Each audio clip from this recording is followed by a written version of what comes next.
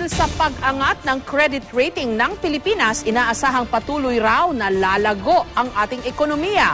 Pero paglilinaw ng ilang eksperto, hindi raw mararamdaman agad ang pag-asenso. Ano nga ba ang epekto nito sa mga ordinaryong Pilipino?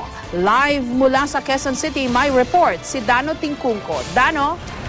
Jessica, bagamat good news para sa ilan ang credit upgrade sa bansa ng ratings agency na Fitch, tila masyado pa raw maaga para magdiwang. Marami pa raw kasing kailangan gawin para maramdaman ng mga ordinaryong Juan ang pag-asenso. Nitong nakaraang linggo, lamang balita ang pag-angat ng credit rating ng Pilipinas sa investment grade ng credit rating agency na Fitch. Agad sumipa ang Philippine Stock Exchange. Pero ano nga ba ang ibig sabihin nito para kay Juan? Maganda nga sa tunog nga ng salita. Investment nga. Sa ating mga Pilipino, hindi ko nga alam yun. Ayon sa ilang market analyst, ang ibig sabihin lang daw nito, mas madaling makakautang ang bansa at mas mababa ang magiging interes nito. Tinitingnan daw kasi na mas kaya na ng Pilipinas na magbayad ng utang ngayon. Na ang ating bansa, na ating gobyerno ay may kakayahan ng umutang, no? At itong pag-utang na to, may kakayahan din siyang bayaran. Pag ikaw hindi ka investment grade, below investment grade ka, mas mataas ang interest na hihingin sa'yo dahil mataas ang risk mo eh.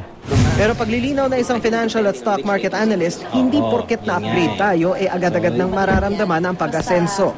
Kasama na tayo sa mga bansa na pwedeng pasukan talaga ng malaking pera. Meron ng mga dahilan para pumasok talaga dito ang mga investors. Kinakailangan kasing magkaroon ng foreign direct investments o mga mamumuhunan ng mga bagong negosyo na siya namang lilikha ng mga bagong trabaho. Tingin naman ng grupong Ibon Foundation, walang malinaw na epekto ang investment grade sa mga ordinaryong Juan. Tanging kakayahan lang daw kasi ng pagbayad ng utang ang sinasabi ng ratings agency at hindi ibang aspeto na ekonomiyang ramdam ng mas nakararami. Ang paglago raw ng ekonomiya dapat may kasabay na pagtugon sa unemployment at kahirapan. Assess ng mga kumpanya na to ay hindi yung takbo ng ekonomiya, hindi yung maganda ba yung buhay ng mga tao sa isang bansa, ang tanging tinatasa niya yung kakayahan magbayad ng utang ng gobyerno ng Pilipinas. Walang sinasabi itong investment upgrade na maganda ng buhay ng Pilipino.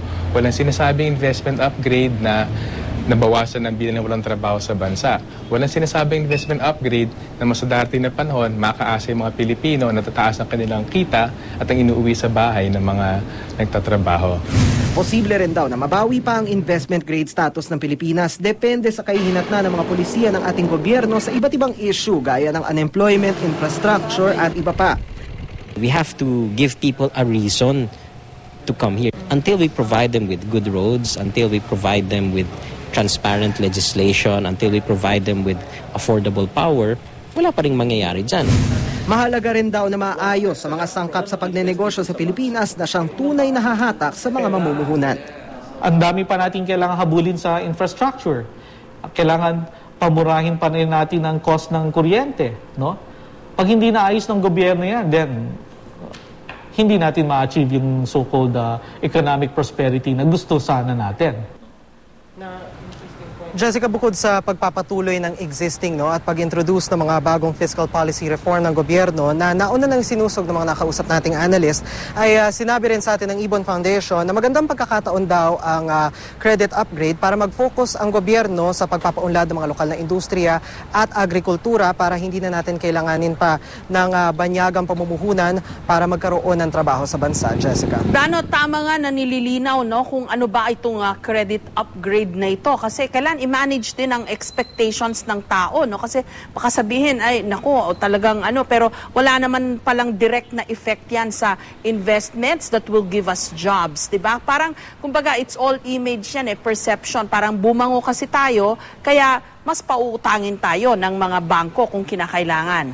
Tama ka dyan, Jessica. Ang lumalabas dito sa ating credit upgrade ay kasama na tayo dun sa mga roster ng mga bansa na kung saan yung mga investor, yung mga equity fund, pwede silang mag-invest doon nang hindi natatakot na baka mag-default yung mga kompanya o yung mga bansang yon. Kasama na tayo doon sa roster na yon. Pero ang isa sa mga pinaka magdadrive nung kumbaga, pag-improve ng quality of living o standard of living ng marami sa ating mga ordinaryong Juan ay yung sinasabing foreign direct investment o yung pag-invest ng mga equity fund at ibang mga dayuhan sa mismong pag-expand ng mga negosyo kung saan magkakaroon ng mga bagong trabaho.